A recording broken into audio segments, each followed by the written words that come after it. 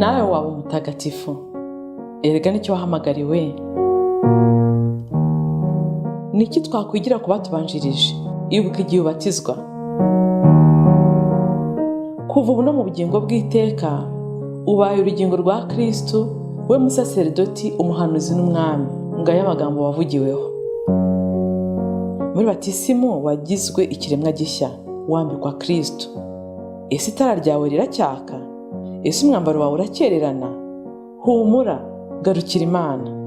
Abatagatifu n'abanyabyaha bababariwe. Akira Kristo.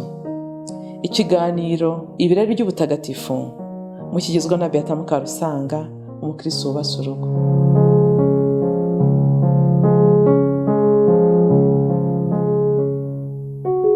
Ikaze ku kiganiro ibirari by'ubutagatifu.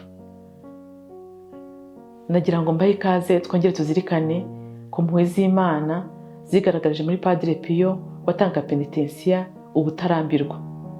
Nagira mbabwire ko Padre Pio ashobora gutanga penitensiya akarenza abantu 100 ku munsi.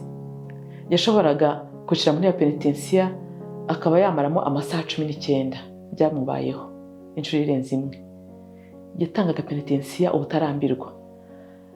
Hanyuma ikindi cyamuranze cyane muri gutanga penitensiya, yari afite impano idasanzwe yatumaga igihe wabaga wibagiwe ibyaha byawe yashoboraga kubikwibutsa. Akaba yakubwira ati iki ngiki ni kikuta kivuze, ese iki ko wakibagiwe.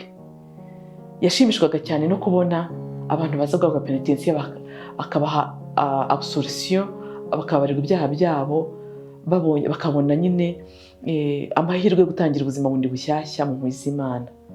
Ariko yangaga cyane ndetse akanatonganya umunozaga muri penitensiya yikinira. Hari abantu benshi bagiye bahurura bumva ko hari umupadiri udasanzwe usoma ibyaha byawe, umuntu akagenda nta kwicuza kuri mutima we, nta gushaka guhindukira Imana kuri mutima we. Ntiyabyihanganiraga n'abatonganyaga, ndetse mw'ijwi rirangure ku buryo no hanze ya confessionnal bamwumvaga. Iyo wabaga bugiye utabyiteguye, uticujije bihagije, udashaka guhindukira Imana, ugiye nko kwikinira, yakora ngo usubirireyo, ugende ubanze ubitekerezeho neza, wicuze ugaruke witeguye guhabwa imbabazi z'Imana.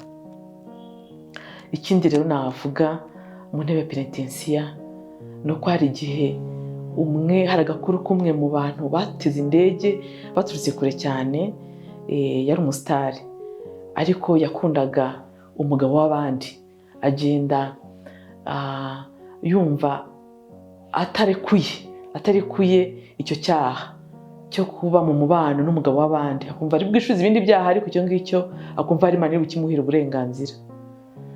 Padre Pio aramubwiye ngo nasubireyo, agenda abanze yitegure neza, nicyo nacyo kiri kure. Iyo vide, icyo cyena kiza mu mutima we cyo kurekura, acyemere, Imana ibona aho ishyira imbabazi zayo.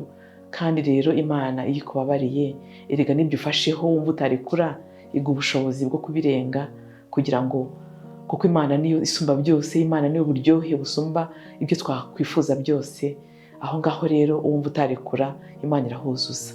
Imana zikuzuza ibyena biri mu mitima yacu. Hasingizwe Imana, abamarayika n'abatagatifu bayo.